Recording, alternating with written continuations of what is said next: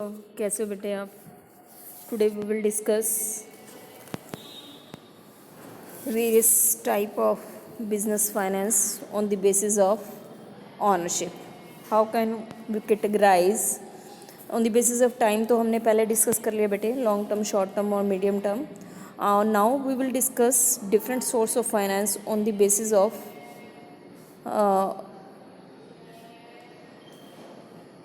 we can categorize this type of business finance on the basis of ownership. Ownership के base पे जो आपका business finance है उसको हम कितनी कैटेगरी में डिवाइड कर सकते हैं? There are two category. First is own fund and second is borrowed fund. See the meaning. Own fund किसे कहते हैं बेटे? Own fund are those fund which are invested by the owner. The capital of the owner of the business come under the category of owner's fund, and it include equity share, preference share, and plowing back of profit. Plowing back of profit also known as general reserve, retained earnings, और जितने भी हमारे profit and loss के credit balances हैं they are known as profit and loss के owners fund को belong करते हैं बेटे. बोरोड फंड में any capital which is borrowed from other than owner, that is किस फ्रेंड से, रिलेटिव से, फाइनेंशियल इंस्टीट्यूशन से, बैंक से या किसी भी पब्लिक से जो हमने लोन लिए हैं, it include that source of fund. It means it include debentures. अभी हम इसमें करेंगे बेटे. These are the sources of debenture होंगे, बॉन्ड हो गए, एनी फाइनेंशियल इंस्टीट्यूशन, LIC से कोई आपने कोई लोन ले रखा है, किसी भी कमर्शियल बैंक से लोन ले रखे हैं, inter corporate deposit, trade credit और पब्लिक डिपॉजिट्स. तो these are the various source included in the borrowed fund. Okay बेटे. और इसके अलावा अभी हमने जो ऑनर्स फंड में क्या इंक्लूड होता है?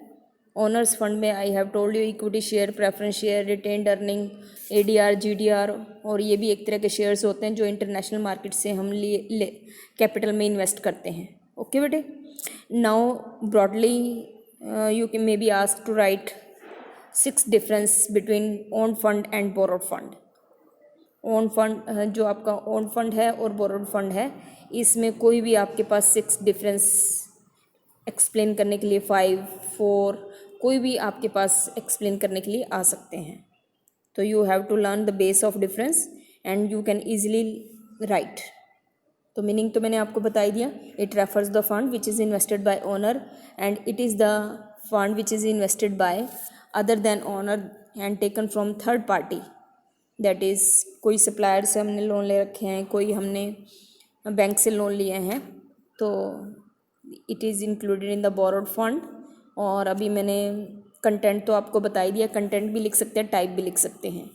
तो what owners fund include and what borrowed fund include, it me content. Okay बेटे. Requirement of security. तो ओन फंड के इशू के लिए कोई सिक्योरिटी इशू नहीं की जाती है.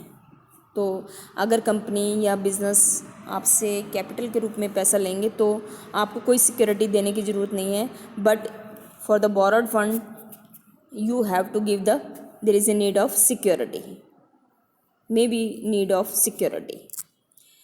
Next point is consideration. consideration का मतलब होता है बेटे कि what remuneration, what incentive is provided for own fund and borrowed fund. तो own fund के लिए जो incentive होता है वो आपका क्या होता है? In part of profit. और इक्विटी शेयर और प्रेफरेंस शेयर के में सम डिविडेंड. तो dividend and part of profit are included in the are known as incentive of owners fund, and interest is the incentive of borrowed fund. Lenders get interest and owners get part of profit or dividend. Company के case में equity share holder may get dividend. Risk of refund कि पैसा वापसी का risk किस में रहता है? ओनर्स फंड में रहता है, क्योंकि कंपनी में कई बार लॉस हो जाते हैं तो हो सकता है कि shareholders may not get the capital.